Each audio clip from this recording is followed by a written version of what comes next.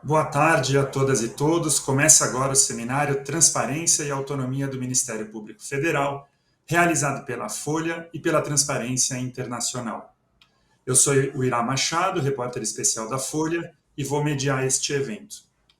Antes de começar, gostaria de avisar que você que nos assiste ao vivo pode enviar perguntas e comentários por meio do número de WhatsApp que vai aparecer aqui na tela. Na medida do possível, vamos apresentar essas mensagens aos nossos convidados durante o evento. Um dos ramos do Ministério Público da União, o Ministério Público Federal, ou MPF, tem entre suas atribuições representar os direitos e interesses federais e zelar pelo cumprimento da Constituição. Entre as várias funções midiáticas que cabem à chefia do MPF, está investigar e denunciar políticos que tenham foro especial no Supremo Tribunal Federal, caso dos deputados, senadores e presidente da República. Até por esse motivo, a classe política e a sociedade como um todo aguardam com atenção a indicação de Lula para a Procuradoria-Geral da República, que é o nome da chefia do MPF. O cargo é ocupado interinamente por Eliseta Ramos, que é subprocuradora-geral da República. Ela assumiu a função na última quarta-feira, dia 27, após o fim da gestão de Augusto Aras. Para tratar de transparência e autonomia do Ministério Público Federal, nós convidamos Carlos Aires Brito, que é ministro aposentado do STF, Débora Duprá, que é subprocuradora-geral da República aposentada, e Fábio Kersh, que é professor da Unirio e autor do livro Virtude e Limites, Autonomia e Atribuições do Ministério Público no Brasil. Antes de começarmos o debate, convido o Bruno Brandão, diretor executivo da Transparência Internacional Brasil, nossa parceira neste seminário, para fazer a fala de abertura.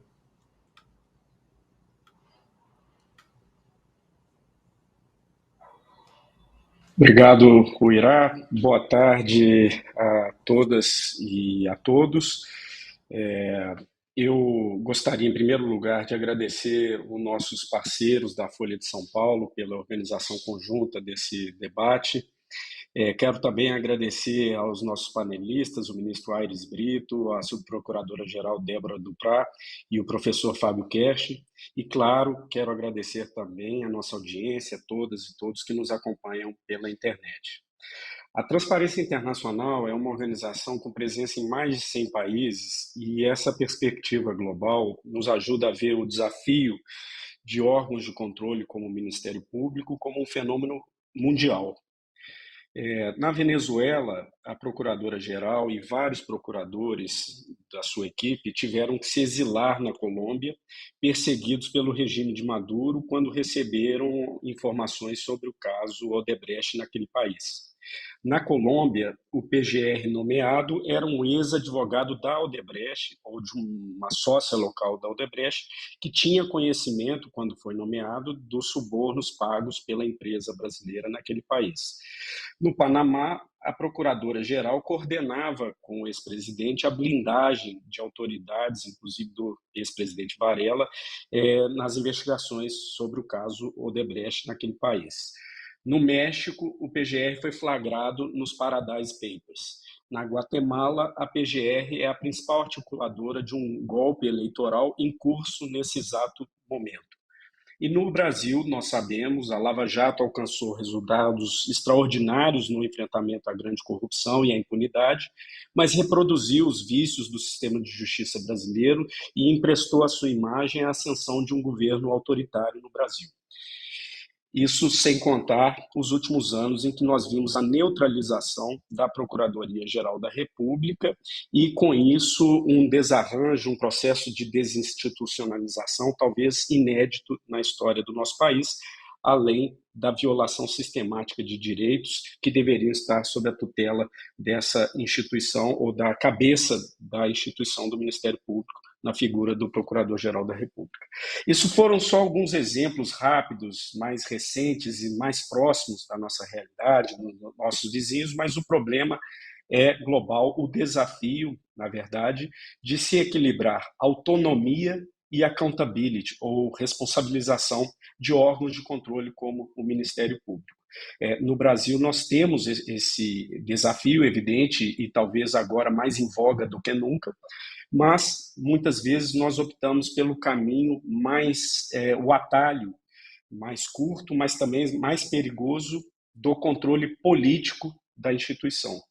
Quando, na verdade, o que nós devemos debater e procurar construir é uma agenda de reformas estruturais que alcancem o controle democrático do Ministério Público e da sua cabeça na Procuradoria-Geral da República. Isso inclui medidas como a ampliação da transparência, a ampliação do sistema de ouvidorias e aproximando esses sistemas da sociedade e da sua parcela mais vulnerável, a unificação do regime disciplinar, a reforma dos regimes prescricionais e de recursos no CNMP e, claro, também importante como esforço nacional, uma luta contra o racismo institucional, que também, evidentemente, é presente no Ministério Público. Mas sem que, com isso, nós perdamos a mais importante característica para o funcionamento e o cumprimento do seu papel constitucional, que é a sua autonomia desse tão vital órgão da nossa democracia. Eu agradeço novamente a oportunidade de podermos debater com esse painel plural, com visões complementares e plurais nessa discussão complexa, mas tão necessária ao nosso país. Muito obrigado novamente. Retorno aqui a palavra ao Irá. Obrigado, Bruno, pelas suas exposições iniciais aí. Vou passar agora a palavra para os nossos debatedores, convidando cada um deles a falar 4 minutos a título de considerações iniciais. E eu sei que nós não estamos aqui num tribunal, mas eu vou seguir um pouco a praxe com a qual a Débora Duprá e o Carlos Aires Brito se acostumaram ao longo de muitos anos de carreira, começando com a subprocuradora-geral fazendo a sua apresentação inicial, depois o Fábio Kersh e o ministro, como sempre fez no STF, fala após os dois. Tá certo assim? Vamos lá, doutora Débora, por favor. Muito boa tarde, Irá. É um prazer estar aqui compartilhando essa mesa com você, com o Fábio, com o ministro Carlos Brito, muito querido, com o Bruno. E vou ser muito breve nessa fala inicial, lembrando que o desenho constitucional do Ministério Público brasileiro ele já é uma consequência de algumas conquistas institucionais que ocorreram no período da redemocratização, uma aproximação do Ministério Público com a sociedade brasileira e a sua inserção em temas até então ausentes da agenda dos ministérios públicos mundo afora, como é o caso da questão ambiental, caso de consumidor, ação civil pública, e, em certa medida, a questão indígena. No que diz respeito ao Ministério Público Federal, essa foi uma luta importantíssima do movimento indígena a partir de notícias divulgadas a respeito do Parque Nacional do Xingu, o então Procurador-Geral da República, Sepúlveda Pertence, com uma atuação muito interessante, hoje ministro do Supremo, Gilmar Mendes, com uma teorização importante a respeito de terras tradicionalmente ocupadas pelos indígenas. Enfim, acho essa discussão absolutamente interessante, oportuna, para vermos até que ponto esse modelo de Ministério Público é ou não exitoso. Obrigado, doutora Débora. Passo agora a palavra ao Fábio Kersh. Bom dia, boa tarde a todos. Eu queria agradecer a Folha, a Transparência Nacional. É um prazer e uma honra estar com o ministro Aires Brito, com a doutora Débora Duprá. Obrigado ao Irá pelo meio de campo aí da nossa conversa. Eu queria, então, falar muito rápido também. Eu só queria dizer que o Ministério Público ganhou muita visibilidade nos últimos anos, mas, infelizmente, não por suas virtudes, né? Ele ganhou muita visibilidade, principalmente o Ministério Público Federal, por seus defeitos, seus problemas que foram revelados aí na sua intensidade, especialmente na Lava Jato, no combate à corrupção, né? Eu, quando comecei a estudar o Ministério Público nos anos 90, eu lembro que ninguém muito entendia por que a ciência política e um cientista político se preocupava com isso. Hoje é meio inequívoco isso, todo mundo percebe o papel político, né, das ações do Ministério Público. O que eu queria começar aqui nessa minha breve fala, eu achei até que ia ter um pouco mais de tempo, é para dizer que a gente pode discutir o Ministério Público Federal como um todo, o Ministério Público como um todo, mas o assunto agora mais importante, ou está em pauta tal, é a indicação do Procurador-Geral da República, né, pelo presidente Lula. Então, está se discutindo muito na imprensa nomes, mas eu gostaria de chamar a atenção aqui, não nomes, mas pensar um pouco mais em modelos, né? Eu queria alertar e falar uma coisa que eu sempre reforço para os meus alunos, que não existe regras, instituições que sejam absolutamente perfeitas. Sempre você estimula alguma coisa e pede em outra, você ganha num aspecto e pede em outro. Você pode pensar isso em qualquer coisa. Sistema eleitoral, sistema de governo, sempre tem uma coisa que se ganha, outra coisa que se pede. A indicação do Procurador-Geral, a forma de indicação do Procurador-Geral da República, também tem isso. O modelo de lista tríplice adotado de maneira, vamos dizer assim, informal pelo presidente Lula, pela presidente Dilma e, em certa medida, pelo presidente Temer, tinha suas vantagens, mas também trazia desvantagens, assim também como a indicação do presidente, pelo que está previsto constitucionalmente, indicação do presidente com participação do Senado, também tem vantagens e desvantagens, né? E esse dilema que foi comentado aqui no começo, entre autonomia e prestação de contas e possibilidade de responsabilização, etc., não é uma exclusividade do Brasil. Eu queria, se eu tiver oportunidade ao longo do debate, eu posso dar mais detalhes, mas outras democracias também vivem esse dilema. Recentemente, nos Estados Unidos, teve essa questão. Nos Estados Unidos, como o serviço de promotoria é ligado em nível federal ao governo federal, quando o presidente lá está sob suspeita, etc., eles indicam alguém que a gente traduz aqui no Brasil como um promotor independente, né? Pois bem, esse promotor independente também passou por um processo de revisão e sua autonomia foi diminuída.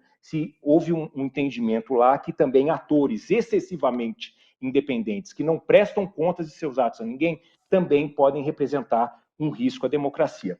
A gente viu, né, a gente fala muito do Aras, há uma condena, quase uma unanimidade aí condenando o mandato do Aras, mas a gente não pode esquecer que o outro lado, que também foi o mandato, por exemplo, do Janot, também foi um mandato muito ruim para o Ministério Público e para a democracia brasileira.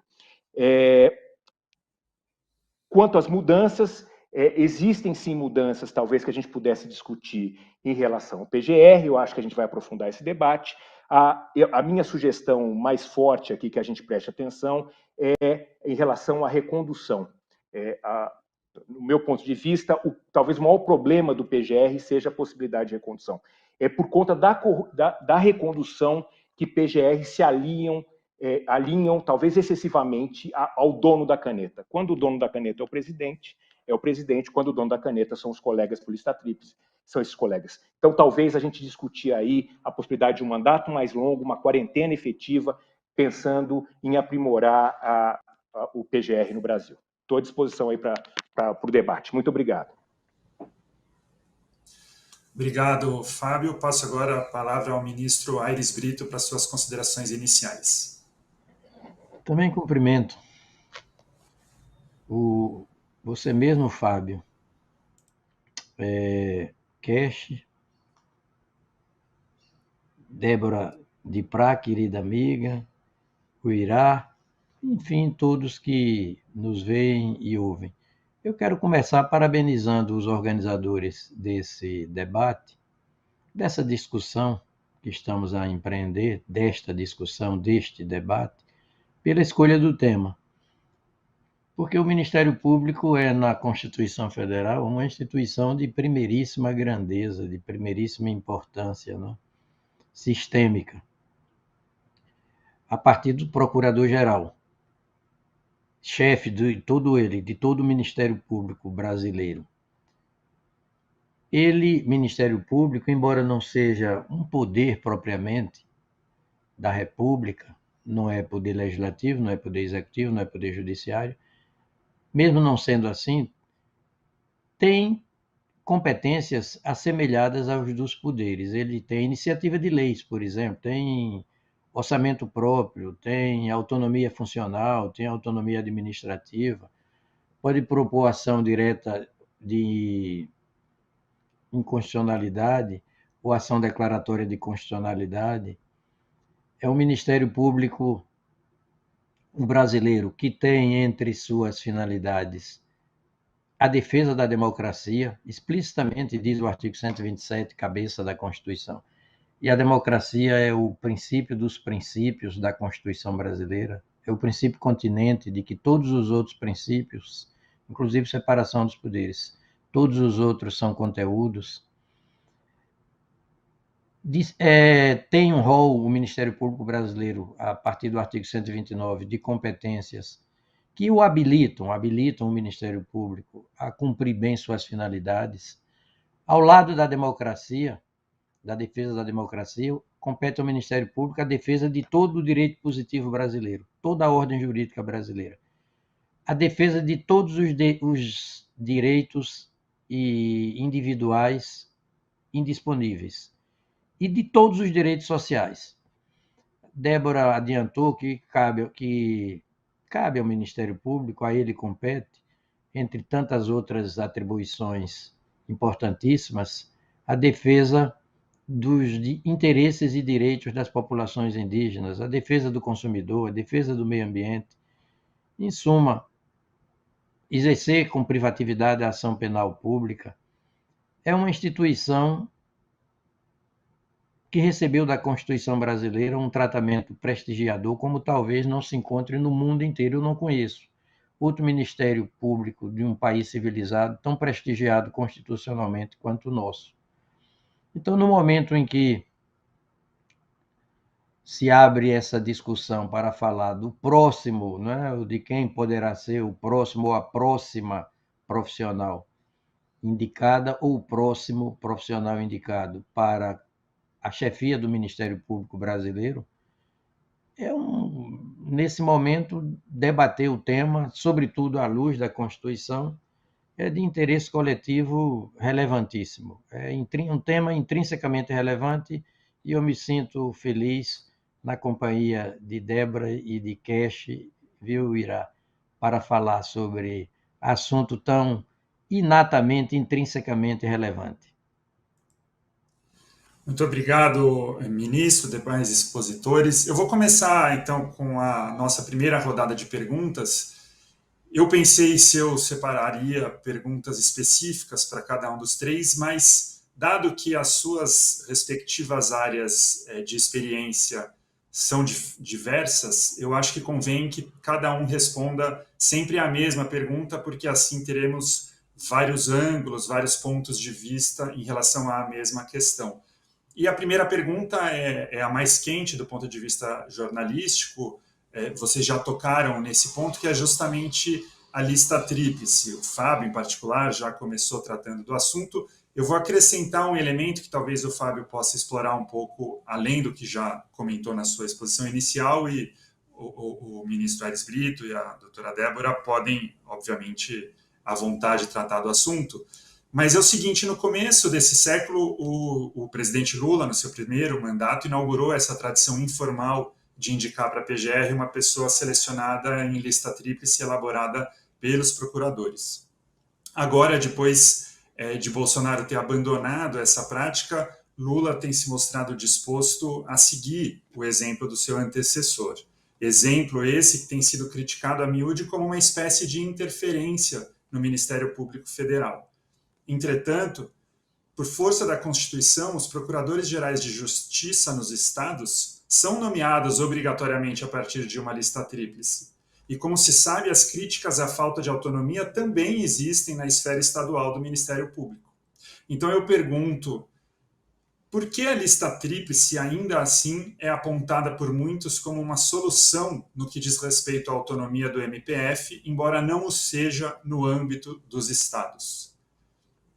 Sugiro que a gente continue na mesma sequência das considerações iniciais. Então, a doutora Débora, se puder começar com a resposta, e também sugiro que as nossas respostas fiquem em torno de 4 a 5 minutos, para que a gente tenha tempo de abordar mais temas desse assunto tão complexo. Débora. Perfeito, Irá. Bom, eu participei da gênese da ideia de lista tríplice.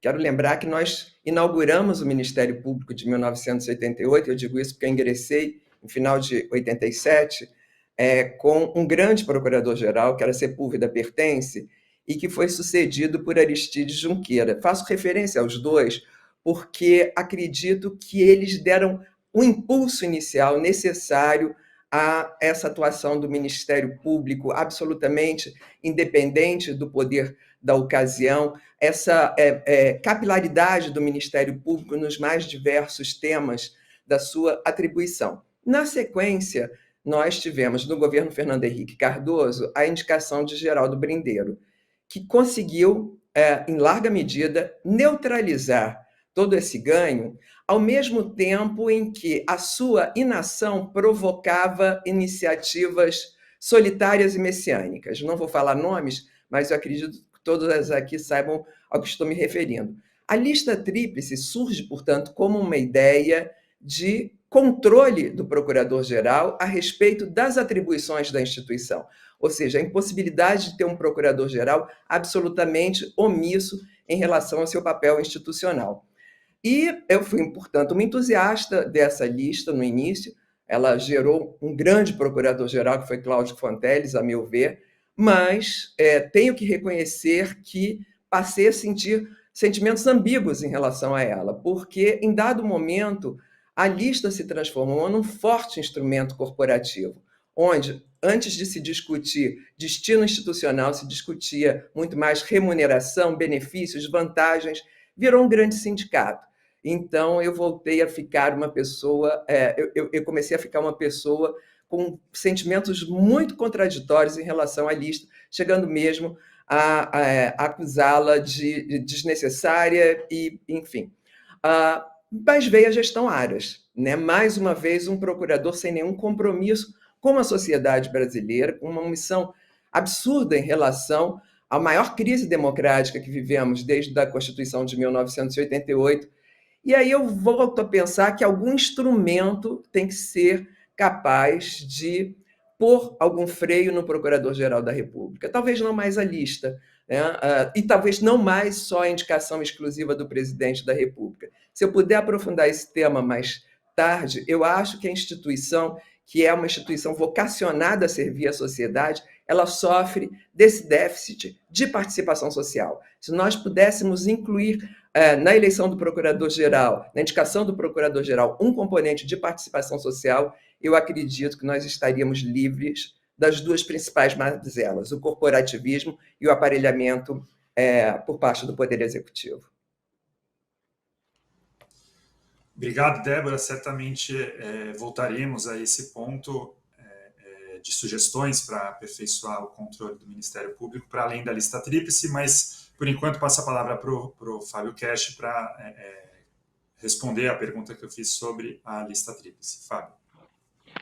Olha, Uirá, eu acho que eu vou te frustrar porque eu não tenho exatamente uma boa resposta por que não se reproduz esse modelo federal para os estados, tá? Eu não tenho, aliás, isso é fruto de uma pesquisa que eu estou propondo nesse momento.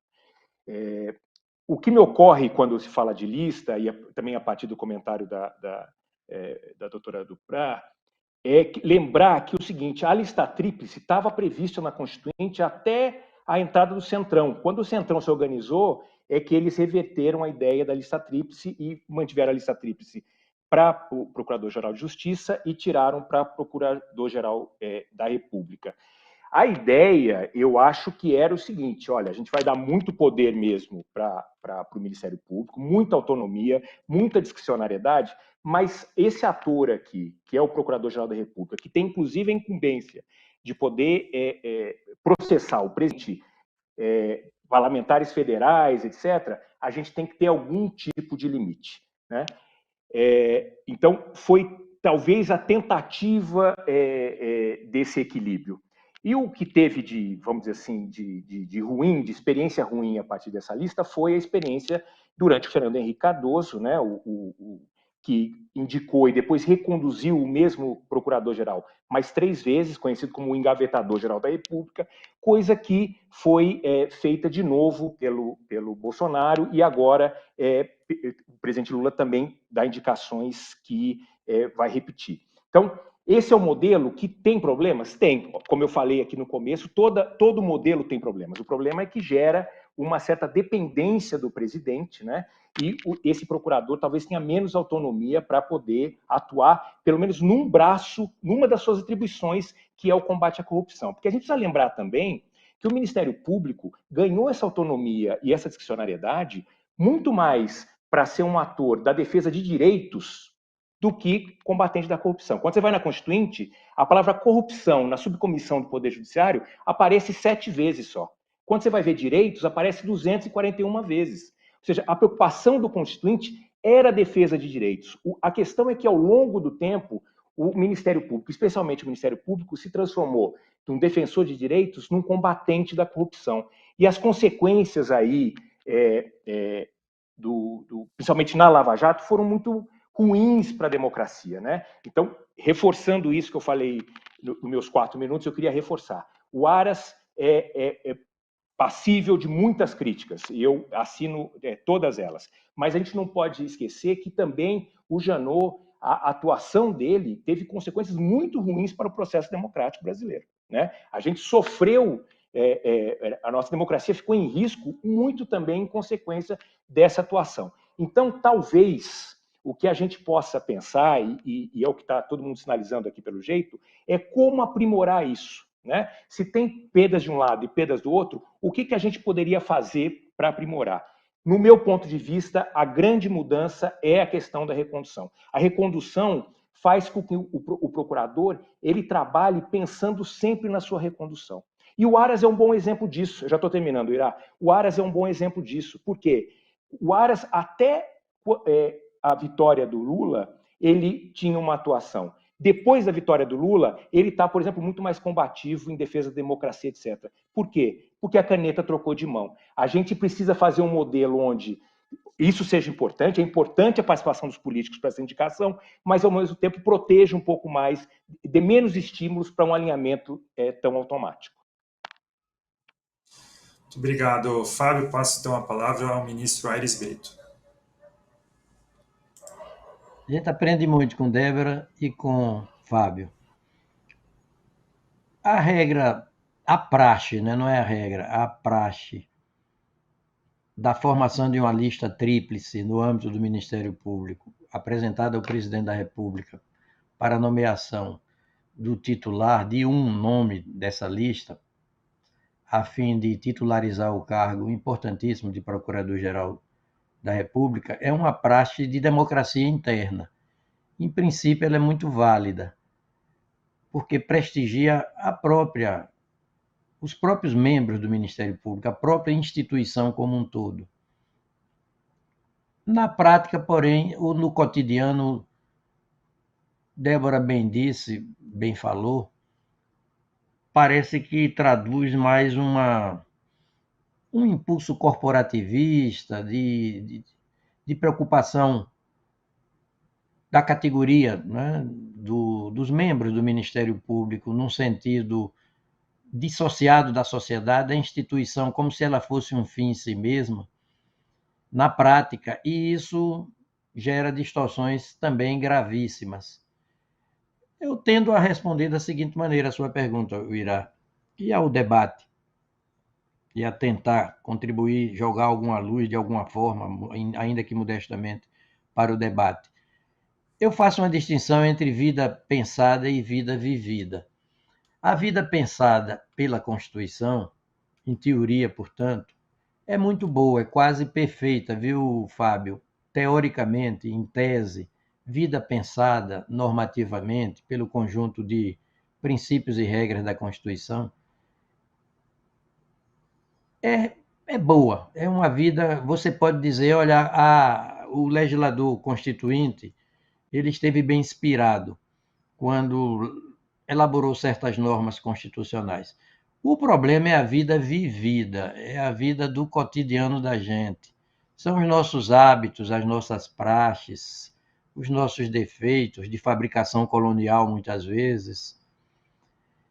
E eu sempre digo que democracia, que é o princípio dos princípios, torno a dizer, não vence por nocaute. Quem vence por nocaute é ditadura. Democracia é processo, é um processo civilizatório. O tempo se vinga das coisas feitas sem a colaboração dele, disse certa feita um jurista uruguaio, Eduardo Couture. O tempo se vinga das coisas feitas sem a colaboração dele. A democracia precisa de tempo para ser internalizada como um regime inigualável, politicamente, juridicamente falando, civilizatoriamente falando. O tempo da gente, individual, de Débora, de Bruno, de você, o Irá, o meu tempo individual corresponde à ideia de vida com V minúscula, inicial minúscula, vida. A vida de Bruno, a vida de Débora, a minha vida. Mas o tempo com V maiúsculo é a vida da coletividade, é o tempo histórico. É o tempo histórico. E esse tempo precisa não é diferente. Eu tenho um irmão que morreu com 29 anos, menos de 35, portanto, que é a data da Constituição, agora no próximo dia 6. O marco dos 35 anos da Constituição pode ser alongado numa perspectiva individual, para a vida de cada um de nós com V minúsculo. Mas para a vida da coletividade, que é o tempo histórico, esse marco ainda é pouco. Nós precisamos amadurecer ainda mais certas ideias, desanuviar o nosso olhar interpretativo da vida e das coisas. Eu não sou um pessimista, não, mas entendo que a democracia vence por acúmulo de pontos. É à medida que o tempo vai passando e a gente vai entendendo que sem ela tudo mais é nada. Se a gente corta os pulsos da democracia, a democracia vai morrer por assassinato.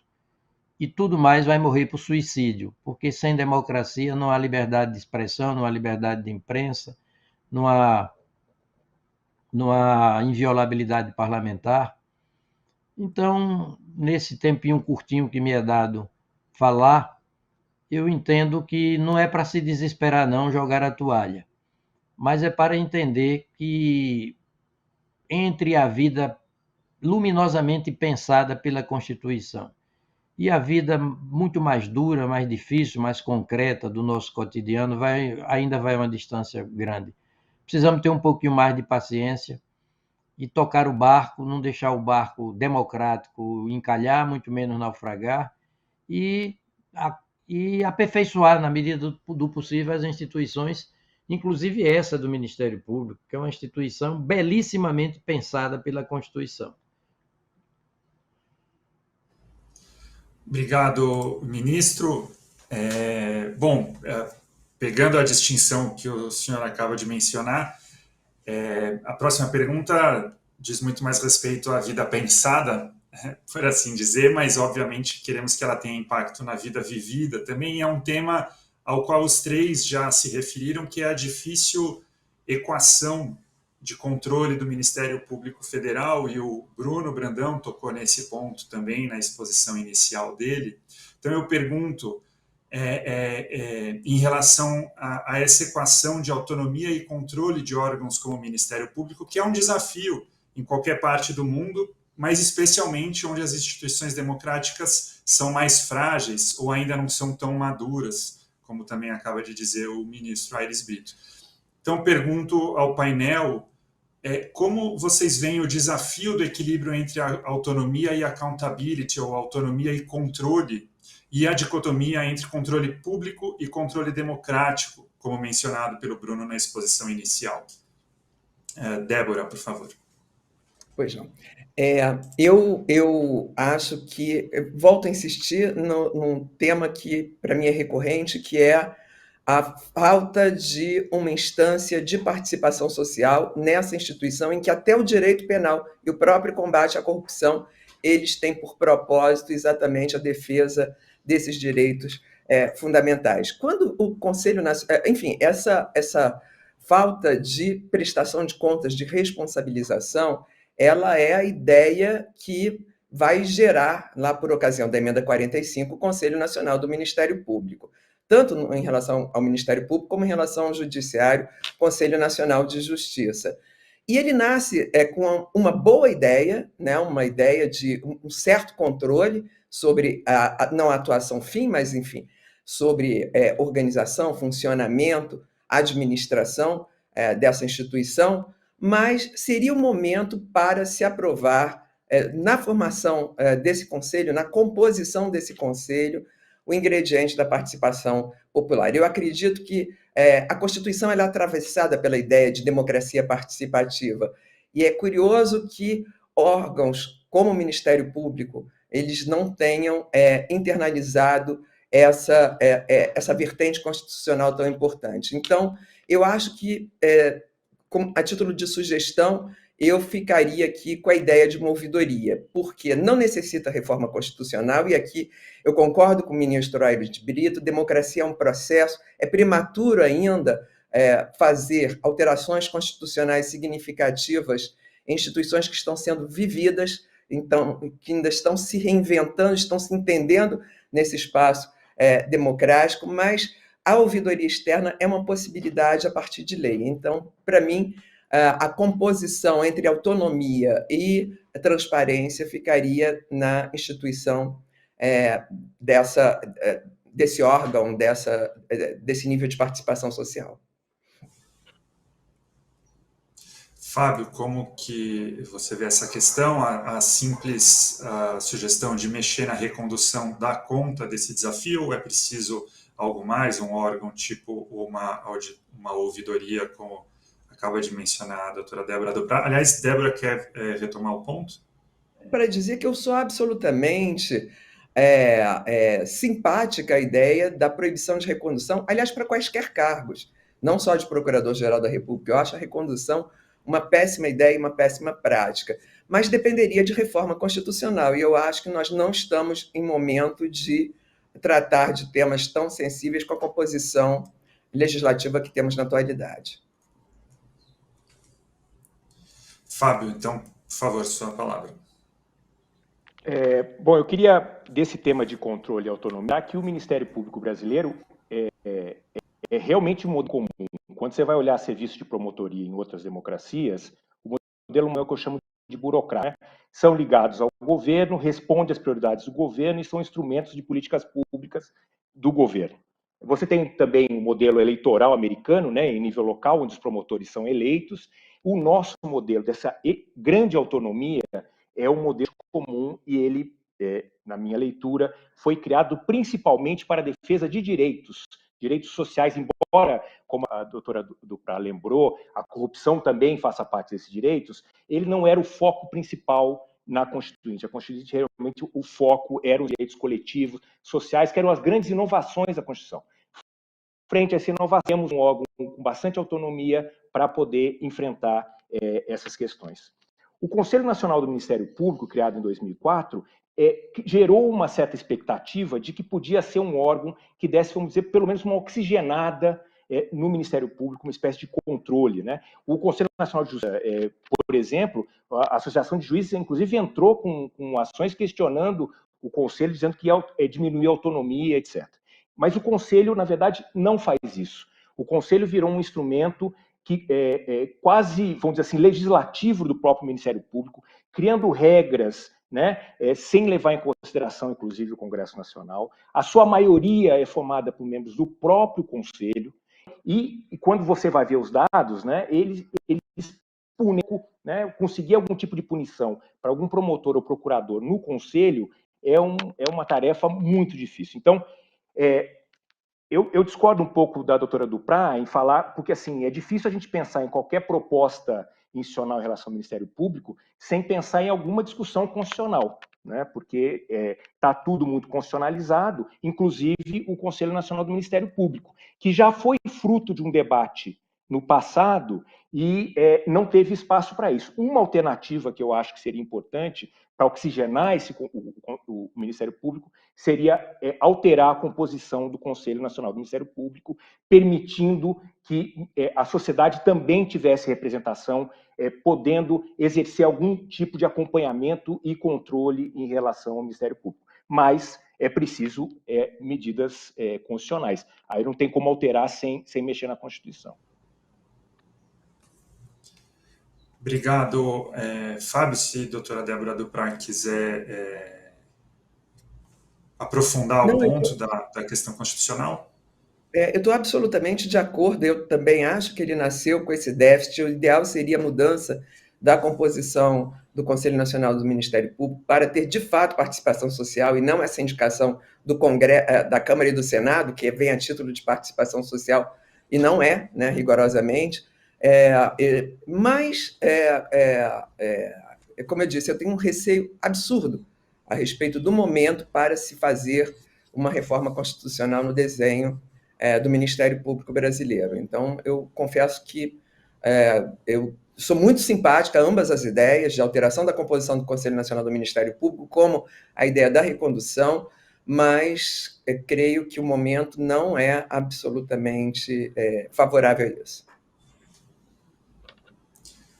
Tá certo, ministro Aires Brito. Então, como que o senhor vê o desafio entre o equilíbrio e a autonomia, o desafio de equilibrar a autonomia e a accountability no Ministério Público e essa dicotomia entre controle político e controle democrático? Olha, eu sou um profissional do direito, um teórico do direito, um estudioso do direito. Eu procuro me salvar de mim mesmo, não olhar pelo espelho de mim mesmo. Eu gosto de olhar pelo espelho da Constituição, que é uma base objetiva. Eu fujo muito da subjetividade. Uma vez Nietzsche falou o seguinte: o contrário da verdade não é a mentira, né? São as nossas convicções. É preciso que a gente se salve da gente mesmo o tempo todo. E então eu gosto de uma base objetiva. E a minha base é a Constituição, porque ela foi muito bem concebida. Nós temos meio caminho andado, civilizatoriamente falando, a Constituição. A outra metade do caminho é a aplicabilidade dela, Constituição. Mas ainda no plano do primeiro meio caminho andado, né? do meio caminho andado, que é a Constituição, ela tem sido vítima de subinterpretações. Se bem interpretada, quero crer, peço vênia para dizer isso, a Constituição dá uma clareada nos nossos horizontes mentais e isso repercute no nosso comportamento em concreto. A defesa do regime democrático é a principal função do Ministério Público, ali na cabeça do artigo 127 da Constituição. Porque a democracia é mesmo, desde o preâmbulo que está dito isso, o princípio dos princípios. No preâmbulo da Constituição, basta lembrar isso, nós, representantes do povo brasileiro, reunidos em Assembleia Nacional para instituir um regime democrático. E por aí vai, cabeça do artigo 1º, inciso 44 do artigo 5º, inciso 1º do artigo 23, a cabeça do artigo 127, do artigo 134, todo o título 5º da Constituição, tudo confirma que a democracia, governo do povo, pelo povo e para o povo, lincolnianamente falando, a democracia é o princípio dos princípios. Agora, democracia como, é preciso entender, combate à corrupção. Democracia como defesa do meio ambiente ecologicamente equilibrado. Democracia como autonomia e transparência de instituições como a do Ministério Público, por exemplo. Democracia como liberdade de imprensa. É preciso buscar os conteúdos da democracia, né? Para a gente entender que o regime democrático é viável, sim, até porque fora da democracia só se tem barbárie. E no caso do Ministério Público, é começar por entender que todas aquelas competências numerosas e importantíssimas do artigo 29 da Constituição para o Ministério Público foram deferidas ao Ministério Público para a concretização do princípio democrático que está no artigo 127. Nós precisamos de debater mais a democracia, os conteúdos da democracia, os significados da democracia. E aí faremos da Constituição uma espécie de corpo vivo. A democracia prestigiou as instituições, como tribunais de contas, por exemplo, nunca foram tão prestigiados como nessa Constituição brasileira.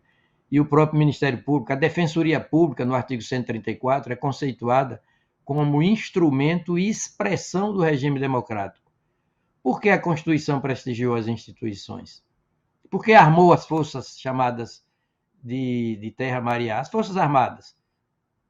são chamadas de armadas para a defesa da democracia, não para agressão à democracia. Porque os órgãos de segurança pública são órgãos também armados para a defesa da democracia. Basta lembrar que o artigo 142, Forças Armadas, e 144, órgãos de segurança pública, a partir da Polícia Federal, fazem parte de um título da Constituição, número 5, cujo nome é didático, da defesa e não do ataque, não da agressão, e não da hostilidade, e não do golpe, da defesa do Estado e das instituições democráticas. Então, o meu entendimento é de que, em tema de Ministério Público, é preciso entender isso. Ele está a serviço da democracia. A autonomia dele, ele não pode abrir mão da autonomia. O procurador-geral do Ministério Público não deve estar à altura do nomeante, deve estar à altura da nomeação. Não é à altura do nomeante subjetivamente, fazendo o que o nomeante bem entende, procurando agradar o nomeante. Tem que estar à altura da nomeação objetivamente, para cumprir a Constituição. É esse tipo de debate que me parece válido, porque ele termina abrindo as nossas coordenadas mentais. E o nosso olhar interpretativo fica mais aguçado também. Obrigado, ministro. Então, mais uma vez, aproveitando a deixa do senhor, quero discutir um pouco essa questão da ameaça à democracia. Minha próxima pergunta ela vai, por causa disso, levar um pouco para o STF, mas eu gostaria que os debatedores entendessem a pergunta numa relação, podemos chamar até de dialética, entre o STF e a PGR. Que é o seguinte, a gente tem visto muitos especialistas, e imagino que os três aqui presentes concordem com isso, que as omissões da PGR nos últimos anos levaram o Supremo a, em muitas situações, exacerbar seu papel em defesa das instituições, quando não em defesa da própria democracia. Agora, também existem diversos especialistas que afirmam que, uma vez passado aquele momento de risco mais agudo, a continuidade dessa hipertrofia do STF representa, ela própria, um novo risco para o país. Então, a questão é como voltar o gênio para a lâmpada, dizendo de forma coloquial, como retomar o controle do STF nessa relação dialética, como eu disse, com a PGR. Doutora Débora do Prá, por favor. Bom, eu acho que o primeiro aspecto que nós devemos considerar é o impacto que o governo Bolsonaro teve para a democracia, né? Eu digo isso com muita tranquilidade porque, em 2020, quando eu saí do Ministério Público Federal, eu me juntei a um grupo de juristas que formulavam um pedido de impeachment de Bolsonaro a partir dos movimentos sociais. E o levantamento, como o ministro Aires Brito disse, a democracia ela envolve dimensões objetivas, dimensões conceituais da máxima importância. Bolsonaro ele começou a governar eliminando um dos aspectos fundamentais da democracia, que é a separação da burocracia do governante da vez. Ou seja, ele, de alguma maneira, ele se assenhorou da burocracia estatal e ela passou a vocalizar a sua voz. Com isso, ele eliminou todas as áreas de conhecimento da administração pública. O Ministério da Saúde não procurava mais respostas no contexto da sua especialidade, a Fundação Nacional dos Povos Indígenas passou a trabalhar contra os povos indígenas, IBAMA contra o meio ambiente, por aí vai. Ele acabou com todos os conselhos de participação social. Ele acabou com o Mecanismo Nacional de Prevenção e Combate à Tortura, instituindo uma espécie de mandato e de trabalho voluntário, sem remuneração. Houve uma devastação, um assédio sobre servidores, uma devastação desse espaço que foi construído cotidianamente desde 1988, a partir de planos nacionais de direitos humanos, da adesão do Brasil a tratados e convenções internacionais, da construção de campos cada vez mais ampliados de participação social. Tudo isso acabou. Nós temos que lembrar que o Bolsonaro teve uma SECOM que festejava o encontro de Bolsonaro com Sebastião Curió, apontado pela Comissão Nacional da Verdade como um torturador, né? Então, enfim, o ataque ele foi absurdo. E isso, depois na pandemia, agravado pela ausência de resposta, por condutas de Bolsonaro que intensificavam os males da pandemia, né, pela sua desatenção à vacina, às medidas de proteção, às aglomerações que provocava, enfim, e o procurador-geral absolutamente inerte diante da sua principal missão, como disse o ministro Aires Brito, salvar a democracia, defender a democracia. Então, eu considero o Supremo Tribunal Federal, e muito especialmente o ministro Alexandre de Moraes, um defensor da democracia, o herói da democracia, se posso chamar assim. Né? Foi só com uma atitude de coragem para enfrentar uma situação de devastação institucional, devastação da administração pública, devastação da Procuradoria-Geral da República e devastação do Poder Legislativo, porque ali já eram mais de 100 pedidos de impeachment contra o Bolsonaro. Então, eu acho que a gente vai medir a atuação do Supremo a partir da atuação desse impacto. Então, está sendo ainda necessário? Eu acredito que sim.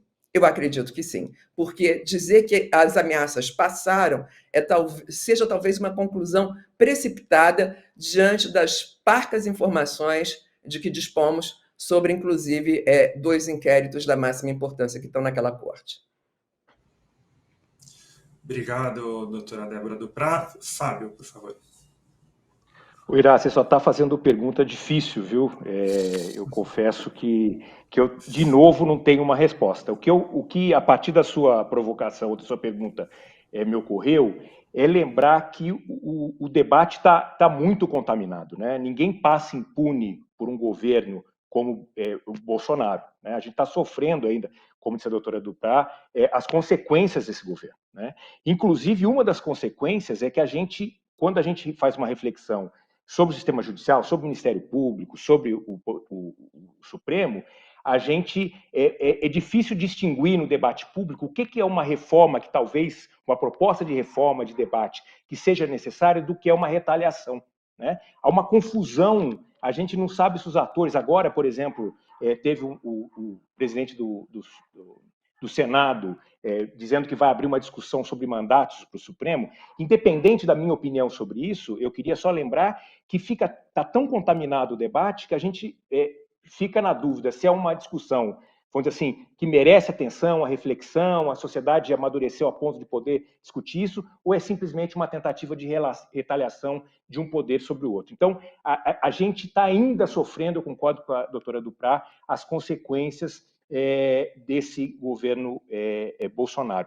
E eu queria lembrar que, além do Aras, né, não ter agido de uma forma mais enfática, né, ou ter agido, não precisava nem ser enfática, ele na verdade não agiu, ter agido contra o governo Bolsonaro, a doutora Duprat está falando, por exemplo, de pedidos de impeachment. A gente não pode esquecer que isso é uma responsabilidade do Congresso. O Congresso também foi omisso, né? O Congresso foi omisso durante esses 4 anos, em muitos momentos, em relação a ações do Bolsonaro. Como também, a gente tem que fazer, também dividir essa conta com parte, às vezes, da sociedade, com parte da imprensa, né? Que demoraram, inclusive, para ver, para perceber o grande perigo que era o governo Bolsonaro. E aí o STF, de certa forma, vamos dizer assim, ocupou esse espaço. A questão agora é como diz o Irá, como é que a gente vai botar o gênio de volta na garrafa.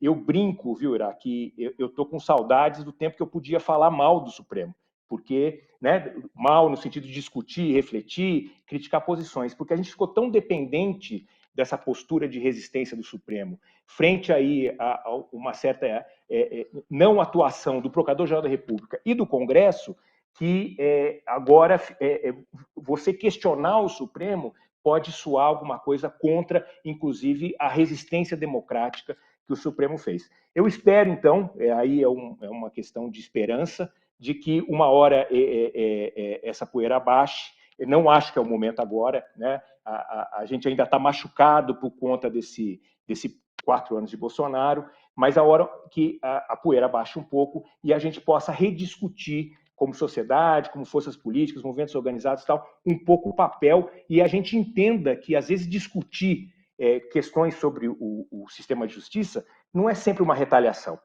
Às vezes, no sentido legítimo e necessário de aprimoramento, né? Porque o Constituinte previu, deu instrumentos para esses atores, né? Mas a gente, aos 35 anos, foi aprendendo, né? A gente aprende institucionalmente, aprende com a experiência, e uma discussão eu acho necessária e importante, não só porque eles também discutem e, vamos dizer assim, se transformaram ao longo do tempo. O Ministério Público, claramente, ele é uma instituição que se transformou a partir de 88, ela a democracia como bandeira geral, mas quando você vai nos debates constituintes, efetivamente o que foi discutido, havia uma preocupação com os direitos individuais, coletivos, sociais, que eram a grande novidade da Constituição. E isso, pelo menos no Ministério Público Federal, foi um pouco se perdendo ao longo do tempo, mudando as prioridades, né? E a face mais visível do Ministério Público ficou o combate à corrupção, inclusive, em um certo momento, uma ideia de a única possibilidade de se combater a corrupção é pela via judicial. E eu queria lembrar aqui que o combate à corrupção pela via judicial é um dos instrumentos que a sociedade possui para tentar limitar a corrupção. Existem outros instrumentos, outros atores que também devem ser valorizados, que foram colocados, de certa forma, no segundo plano, principalmente durante a Lava Jato, que também, a gente retomando a nossa normalidade democrática, eles podem ganhar mais força e a gente fazer uma discussão sem esse perigo eminente aí que a gente viveu nesses últimos anos. Obrigado, Fábio Kersh. Eu faço a mesma pergunta para o ministro Aires Brito, como eu prometi no começo, mas eu não vou resistir a acrescentar uma questão pessoal, no caso do ministro, que é saber se o ministro, como se sentiu por não ter estado no STF nesses últimos 4 anos. Se o seu espírito, que é pacifista, ficou feliz de estar na aposentadoria, ou se eu gostaria de ter participado dessa batalha? Antes de responder a sua pergunta, o tema da corrupção, versado tão bem por Bruno Kersh, me faz lembrar, Bruno, Fábio, o artigo 37, parágrafo 4º da Constituição. Olha, a democracia é o princípio dos princípios, mas tem conteúdos. O princípio dos princípios, que é a democracia, mas de que democracia estamos falando? Democracia como combate tenaz, competente, eficiente à corrupção. Olha o que diz a Constituição no parágrafo 4º do artigo 37. Os atos de improbidade administrativa importarão a suspensão dos direitos políticos, a perda da função pública, a indisponibilidade dos bens e o ressarcimento ao erário sem prejuízo da ação penal cabível. Ou seja, vida vivida, vida pensada, melhor dizendo, vida pensada perfeita. O problema é a vida vivida. A Constituição prestigiou as instituições porque sabe, corretamente, do modo mais civilizado possível, que a vida civilizada gravita em torno de instituições e não de pessoas. Acontece que para as instituições funcionarem, para que elas funcionem na perspectiva dos seus próprios objetivos, alcancem os seus objetivos, é preciso que os respectivos agentes sejam fiéis às instituições mesmas. Para as instituições serem fiéis às suas finalidades, é preciso que os agentes dessas instituições sejam fiéis a elas mesmas. Me parece lógico isso. E quanto à instituição Supremo Tribunal Federal, viu, Irá? É preciso entender o Supremo como instituição no âmbito do artigo 2º da Constituição. Diz o artigo 2º, são 3 os poderes da União, independentes e harmônicos entre si. Aí vem uma ordem tão lógica quanto cronológica. O legislativo, o executivo e o judiciário. O legislativo, porque ninguém é obrigado a fazer ou deixar de fazer alguma coisa, senão em virtude de lei. Inciso 2º do artigo 5º da Constituição. O executivo, porque é chamado de executivo, por gravitar na órbita da execução das leis. Expede decretos e regulamentos para quê? Para fiar a execução das leis. Medidas provisórias com força de lei. Toma iniciativa de leis. Veta e sanciona projetos de lei. Promulga e publica as leis. É por isso que ele se chama de poder executivo. A função executiva dá nome ao poder executivo. O poder é meio, a função é que é o fim. A função, que é o fim, dá nome a um instrumento que é o poder. Mas é preciso, né, logicamente, saber se o Legislativo legislou de acordo com a Constituição e se o Poder Executivo gravitou mesmo na órbita da execução das leis. Aí daí vem o Poder Judiciário. Isso é como a configuração física de um rio. O artigo 2º da Constituição reproduz a configuração física de um rio. Todo rio tem nascente, corrente e foz ou embocadura. No caso do Estado, a nascente é o Legislativo, a corrente é o Executivo, a embocadura é o Poder Judiciário. Isso é civilizado. O Judiciário tem que ser exterior aos outros dois poderes, tem que ser funcionalmente posterior aos outros dois poderes e decisoriamente, não hierarquicamente, não se trata de hierarquia, decisoriamente superior aos outros dois poderes. E o Supremo Tribunal Federal é o órgão de cúpula do Poder Judiciário, para que se estabeleça aí um link também lógico entre Lei Suprema, a Constituição, Princípio Supremo, a democracia, e Tribunal Supremo, o STF. E aí o raciocínio da gente se coordena, se fecha, ninguém entra em contradição. Não é? A Lei Suprema, que é a Constituição, é a única lei que não tem número, porque não foi feita pelo Estado na sua redação originária, foi feita pela nação brasileira, que é anterior ao Estado, é exterior ao Estado e é superior ao Estado. A nação fez a Lei Suprema. E na Lei Suprema colocou o princípio supremo, veiculador do mais belo ideal de vida civilizada, que é a democracia. E para guardar precipuamente, principalmente, fundamentalmente, para guardar a lei das leis formalmente e o princípio dos princípios, a democracia substantivamente, colocou o Supremo Tribunal Federal. O Supremo Tribunal Federal não tem sido ativista. Ativismo é usurpação de função. Ele não tem enxergado na Constituição conteúdos que já não estivessem na Constituição mesmo. O que o Supremo tem sido é proativo interpretativamente. Pelo ativismo é proibido ir além do texto normativo interpretado. Pela proatividade interpretativa se exerce o dever de não ficar aquém desses conteúdos normativos, dessas angulações, dessas potencialidades normativas. O que o Supremo tem feito é desentranhar, desatar da Constituição, conteúdos que já estavam lá, por efeito de proatividade, ou seja, fuga da subinterpretação. Fuga da subinterpretação jurídica. É como eu vejo as coisas. Obrigado, ministro. O senhor só não respondeu a minha provocação com relação ao seu espírito pacifista ou beligerante. Ficou feliz de não estar no Supremo? Agora você perguntou se eu tinha saudade, não foi? Você perguntou, desculpe. Olha, não tenho saudade não, meu tempo passou, passei por ali na perspectiva de não perder a viagem, de servir à sociedade, foi o que procurei fazer, mas numa república, diferentemente da monarquia, a ocupação dos cargos é transitória, né? Vou fazer uma metáfora talvez exagerada. Numa república, chega um tempo em que o cargo tem o direito de ver o seu ocupante pelas costas. É preciso rodízio, alternância, rotatividade. Não tenho saudade, não. Agora, eu já estou misturando um pouco perguntas do público, nem todas estão identificadas, uma está identificada aqui.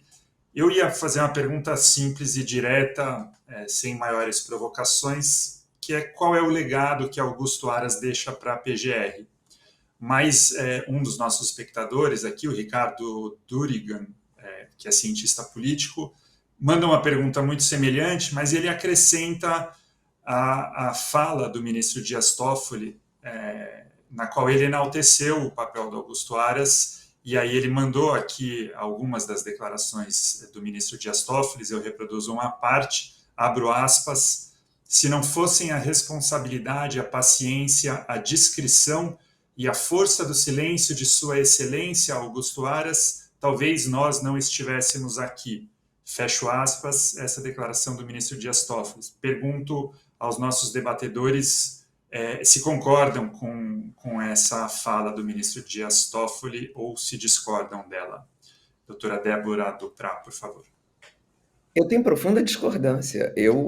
Enfim, pelo que ele fez publicamente, pelo que ele deixou de fazer publicamente, como foi apontado aqui, ele foi provocado a respeito de crimes comuns cometidos por Bolsonaro no contexto da pandemia, arquivou todos, sem exceção, nada fez em relação à defesa da democracia, e esse é um legado péssimo para a instituição. Internamente também fez muito mal. Eu estou fora, não acompanhei os seus 2 últimos anos de gestão, mas o tempo que acompanhei, ele procurou colocar na cúpula da instituição pessoas ligadas ideologicamente ao governo Bolsonaro e com espírito de perseguição do restante da carreira muito forte. Isso tem um efeito inibidor absurdo. Muitos, obviamente, por características pessoais, conseguem superar, ter atuações louváveis, mas, de maneira geral, a colocação das câmaras de coordenação para controlar a atividade dos procuradores, principalmente no combate à pandemia da Covid-19, e órgãos correcionais, eles tiveram um efeito inibidor forte. Então, eu diria que, em termos externos, como em termos internos, o legado é muito ruim, difícil de ser superado. Promoveu também promoções afastando o critério da residência em Brasília, o que fez que muitas pessoas acomodadas no final de carreira em seus estados de origem aceitassem promoção sem nenhuma contribuição com a cúpula da instituição. Então, quem vier vai assumir uma instituição desidratada, uma instituição sem quadros para compor os grandes cargos que nela existem, né? Como coordenadores de Câmara, como vice-procurador-geral, vice-procurador-geral eleitoral, corregedor, enfim. Então, eu vejo um legado extremamente negativo. Obrigado, doutora Débora Duprat. Aliás, peço ao Fábio Kersh e ao ministro Aires Brito, se conseguirem nessa resposta serem breves, como a doutora Débora Duprat foi, 2 minutos, para que a gente possa encaixar mais uma antes das considerações finais, por favor. Então, Fábio. Eu discordo do ministro Toffoli. Eu acho que o resultado foi muito ruim. Eu só queria, de novo, reforçar uma coisa que eu já venho falando aqui. Eu acho que isso não ele fez uma péssima administração, mas ele não é o único que fez uma péssima administração, vamos dizer assim, do Ministério Público Federal. A gente não pode esquecer que o período que a gente viveu anterior ao Aras também foi um período muito ruim para o papel do Ministério Público como defensor da democracia, de direitos, etc. Então, eu acho que o próximo procurador-geral vai ter um desafio muito grande de reorganizar a casa, porque a gente não está falando aqui só de 4 anos de uma, vamos dizer, uma má gestão. A gente está falando, na minha opinião, de 8 anos de uma má gestão. Obrigado, Fábio. Ministro Aires Brito, por favor. Ainda uma vez, objetivo. Espero não falar alongadamente, porque quando a gente fala muito, a plateia dorme de improviso, né? É preciso ser econômico nas palavras. A democracia no Brasil, no governo passado, sofreu muitos ataques. Os democraticidas estiveram muito à solta, e o democraticídio foi intentado várias vezes. E me parece que a Procuradoria-Geral da República não esteve à altura da sua função primordial de defesa eficaz, a tempo e a hora da democracia. Foi um período de crise e que colocou à amostra, que trouxe à tona essa função que não existiu com a devida eficiência da Procuradoria-Geral da República. Não esteve à altura da sua missão de fazer da democracia o que ela efetivamente é, o princípio dos princípios da Constituição de 1988. Obrigado, ministro. Bom, foram todos muito econômicos, então eu nem vou pedir a mesma economia de tempo nessa última pergunta, antes das considerações finais, até porque é uma pergunta sobre a qual a gente ainda não tocou nesse debate, ao contrário do que diz respeito à gestão do Augusto Aras, que ela perpassou várias das demais respostas, mas eu gostaria de trazer um tema novo para a mesa, que é o critério para a escolha da chefia do MPF, mas não nos termos que a gente já falou até agora, de outra maneira, que é o critério de raça e gênero, que é tão evocado para a ocupação da cadeira deixada pela ministra Rosa Weber no STF, mas pouco ou nada se diz sobre esses mesmos critérios quando se trata da cúpula do Ministério Público Federal. Então, eu gostaria de saber qual a visão de vocês a respeito desses critérios para nomeação de cargos como o Supremo Tribunal Federal, mas especificamente a PGR. Então, doutora Débora Duprá, por favor. Uirá, se o critério fosse racial, ele seria impossível de ser cumprido. Nós não temos... o Ministério Público é, dentro do sistema de justiça, eu diria, que é a instituição mais branca, mais masculina, mais heteronormativa de todos, em relação a todos os demais. Nós fizemos uma pesquisa de autodesignação racial dos membros do Ministério Público. Havia uma mulher que se declarava parda e 5 homens, na época da pesquisa, negros. Nós tivemos um único candidato concorrendo às cotas raciais no último concurso do qual eu participei. Então, se for combinar critérios de gênero e raça, nós não teríamos ninguém. Eu não diria nem só no fim da carreira, eu diria que em toda a carreira do Ministério Público Federal. Se a discussão ela for ampliada no sentido de permitir que membros de outros ministérios públicos possam concorrer, talvez a gente ganhe alguma diversidade, mas ainda assim muito, muito, muito pouca, principalmente no topo das carreiras, eu diria.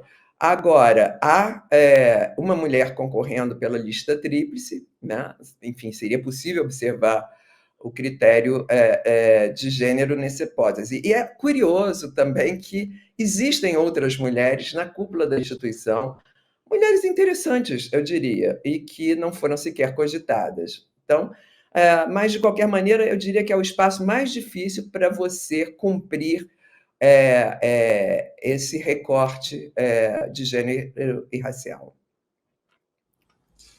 Doutora Débora Duprá, com a sua experiência na carreira, tem alguma hipótese de por que isso acontece? Claro que tem uma questão de ingresso na carreira, mas onde estão essas barreiras todas, além de no final? O critério racial, que foi um critério que foi submetido às cotas, ele demorou a ser utilizado no Ministério Público, porque se entendeu que a lei, durante algum tempo, houve entendimento de que a lei de cotas no serviço público não obrigava o Ministério Público. Foi necessária uma ação do próprio Ministério Público Federal contra decisão do seu Conselho Superior para que a Justiça determinasse a adoção de cotas raciais. Em relação à questão de gênero, o início da carreira tem diminuído o número de mulheres interessadas. O início da carreira geralmente se dá em locais de dificílimo provimento, como Tabatinga, Redenção, no Pará, enfim, cidades fronteiriças, cidades muito masculinas, violentas, e quase que coincidentemente, as mulheres que acabam de realizar um concurso, elas querem começar a sua vida familiar, querem começar a sua vida social, querem, enfim, passaram anos de sacrifício ali estudando. Então, esse tem sido um ingrediente muito inibidor da participação feminina nos nossos concursos. Tá certo. Obrigado. Fábio Kersh, por favor. Olha, eu acho que, obviamente, como princípio seria desejável, mas tem essas limitações, inclusive, que a doutora Duprá está lembrando. E se você for olhar as listas tríplices votadas no passado, a presença de mulheres sempre foi muito diminuta, né? Talvez reproduzindo até uma instituição que é muito branca e masculina. Eu acho que o presidente Lula pode olhar, talvez, essas indicações como um pacote, né? A gente tem que lembrar que ele vai indicar o PGR, mas, ao mesmo tempo, tem uma vaga para o Supremo, e, eventualmente, dependendo aí do jogo, pode abrir uma vaga para o Ministério da Justiça. Então, talvez uma alternativa, ou o que pode acontecer, é o presidente Lula olhar essas indicações como um pacote e tentar aí contemplar, por exemplo, de gênero e raça nesse pacote, né? Mas o que a imprensa está especulando aí em relação aos nomes, realmente não tem ninguém que contemple esse perfil, embora, de novo, ele seja desejável, mas, obviamente, não é o único critério, não parece ser o único critério, o critério até talvez mais importante que o governo vai usar nessas decisões agora para as vagas no sistema de justiça. Obrigado, Fábio. Ministro Aires Brito. No âmbito dos outros dois poderes, políticos propriamente ditos, o legislativo e o executivo, pelo menos o executivo no que toca às chefias dele, poder executivo, a legitimidade na investidura se dá pela voz das urnas populares, se dá eletivamente, pelo princípio da soberania popular. Agora, no âmbito dos tribunais, a partir do Supremo, a legitimidade não se dá pelo voto direto, secreto, universal e periódico, não tem nada a ver com a voz das urnas populares. A legitimidade se dá à luz da Constituição por outros critérios. Eu citaria 4. O critério de gênero, equilíbrio entre homens e mulheres nos tribunais. O primeiro dos direitos fundamentais, direitos fundantes da nossa identidade jurídica, da nossa personalidade jurídica, o primeiro dos direitos está no artigo 5º, número 1, igualdade de gênero. Homens e mulheres são iguais em direitos e obrigações. Outro critério seria o regional, equilibrar as regiões, indicar para os tribunais, de modo razoavelmente equilibrado, com aproximativa igualdade, membros das diversas regiões do país. Porque reduzir as distâncias, não só sociais, como regionais, é um dos objetivos fundamentais da República Federativa do Brasil, artigo 1º, inciso 3º. Outro critério é o racial mesmo, né? É étnico. Veja as cotas sociais e raciais. Eu fui no Supremo relator do ProUni, que conferiu a possibilidade de acesso a universidades privadas a partir de cotas de financiamento pelo poder público, cotas raciais e sociais. Essas ações são chamadas de prestígio, né, dos pobres e dos negros, notadamente. Essas ações são chamadas de afirmativas, porque afirmativas da igualdade, né, intrínseca entre os seres humanos. E as ações afirmativas se operacionalizam por 2 modos. Primeiramente, proibindo todo e qualquer preconceito. Artigo 3º, inciso 4º da Constituição. Todo e qualquer preconceito. Notadamente o de cor, o racial. E segundo, mediante as ações afirmativas se operam ou funcionam mediante compensações àqueles segmentos históricos, aqueles segmentos humanos historicamente desfavorecidos ou vulnerabilizados. Então, vamos repetir. A legitimidade se dá pelo critério de gênero, pelo critério regional, pelo critério étnico e, finalmente, pelo critério profissional. É preciso equilibrar nos tribunais advogados, juízes de carreira, membros do Ministério Público e defensores públicos. Aí os tribunais se legitimam, me parece, por esses 4 critérios. Muito obrigado, ministro Aires Brito. Nosso tempo está acabando, então eu vou passar a palavra para as considerações finais, 2 a 3 minutos, e eu pediria que incluíssem nessas considerações finais, se possível, uma pequena lista de prioridades para a próxima gestão da PGR. Digamos, listar as 3 mais importantes. Algumas já apareceram aqui ao longo do debate, mas, se possível, organizá-las agora nessas considerações finais. Mas, claro, fiquem livres para tratar desses 2 ou 3 minutos como preferirem, começando pela doutora Débora Duprat, por favor. Eu vou seguir um pouco o que Fábio Kersh disse. Eu acho que um primeiro e grande desafio do futuro PGR, da futura PGR, é enfrentar o legado da Lava Jato. E digo isso por quê? Porque internamente houve uma potencialização do direito penal e da improbidade administrativa. Ou seja, a organização interna ela privilegiou os núcleos de combate à corrupção. Eu diria que hoje a instituição, ela, em todos os estados do Brasil, ela tem esse formato, o que é absolutamente prejudicial para a implantação, para seguir adiante a grande ideia constitucional de um órgão responsável pela afirmação de direitos fundamentais, seja de caráter individual, seja de caráter coletivo. Né? Esse hiperdimensionamento da improbidade e do direito penal tiveram uma dimensão simbólica absurda, né? E aí a gente tem que ver o quanto isso é raiz da criminalização da política, e lembrar que, segundo Laclau, os líderes populistas eles nascem exatamente desse sentimento anti-institucionalidade, né? De um fracasso sistemático das instituições do Estado. Também tem que enfrentar o messianismo, que é um legado da Lava Jato, né? De que há, dentre os membros do Ministério Público Federal, alguns que são heróis capazes de salvar a sociedade, salvar a nação brasileira de seus inimigos. E esse é outro legado que eu acho que precisa ser enfrentado, né? Acabar com essas iniciativas hiperindividualistas que só trazem prestígio para o seu autor e, enfim, maculam o resto da instituição.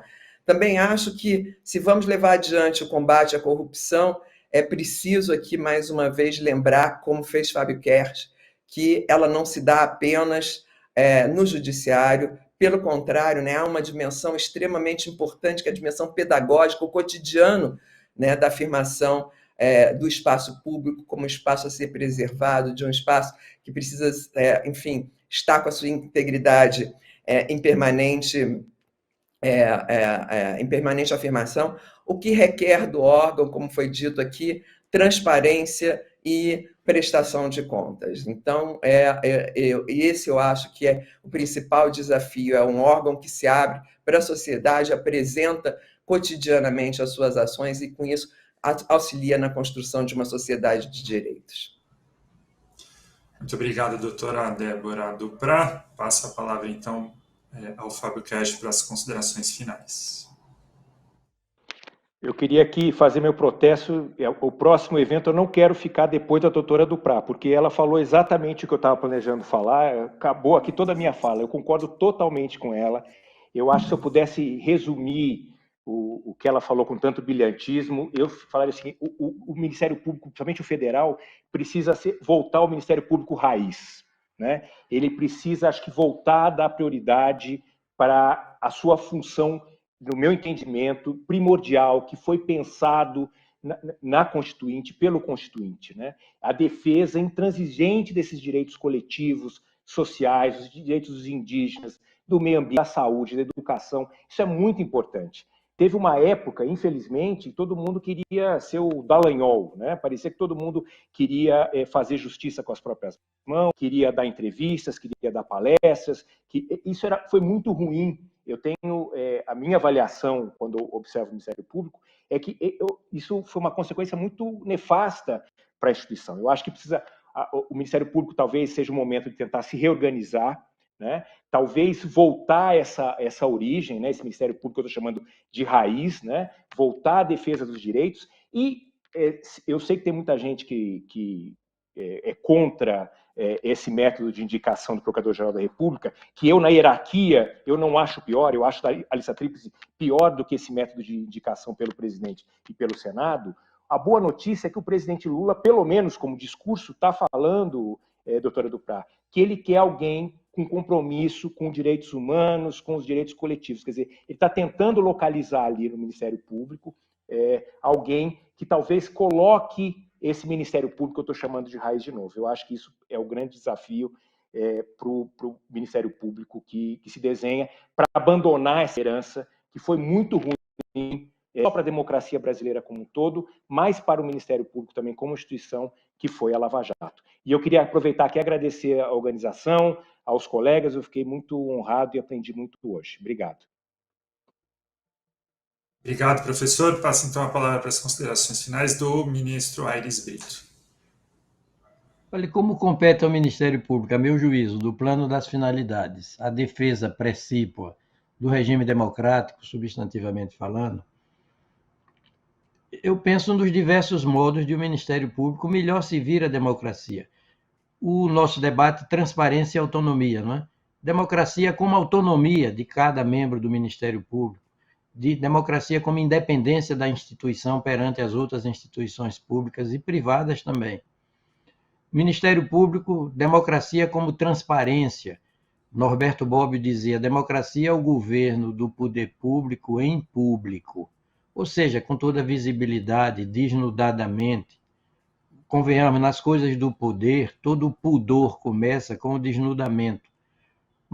E democracia, viu, Cash, retomando o seu discurso tão bem feito, sua opinião tão bem fundamentada, o seu entendimento das coisas, democracia como encurtamento de distâncias sociais. Por quê? Porque dentre as funções do Ministério Público, ali no artigo 129, a serviço sempre da democracia, se coloca zelar pelo efetivo respeito dos poderes públicos, número 2 do artigo 129, e do serviço de relevância pública aos direitos assegurados nesta Constituição. Aos direitos, promovendo as medidas necessárias à sua garantia. Ora, quando a gente vai para o artigo 3º, inciso 3 da Constituição, vai encontrar um objetivo fundamental, o objetivo fundamental da República Federativa do Brasil, o que confere estrutura identitária ao nosso país, o que confere identidade jurídica ao nosso país. Erradicar a pobreza e a marginalização. Erradicar a pobreza e a marginalização e reduzir distâncias sociais e regionais. Se o Ministério Público atuar nessa linha, com autonomia de cada membro, com independência da instituição como um todo, a independência está para a instituição, assim como a autonomia está para cada um dos agentes dessa instituição. Acho que o Ministério Público estará vitalizando a nossa lei maior. Muito obrigado, ministro. Com isso, chegamos ao fim do seminário Transparência e Autonomia do Ministério Público Federal, realizado pela Folha e pela Transparência Internacional. O vídeo do evento fica disponível no site da Folha e lá também será possível acompanhar a cobertura desta mesa. Agradecemos aos debatedores, em particular, e a todos e todas que acompanharam esse evento, que, a meu ver, foi bastante interessante. Muito obrigado e boa tarde.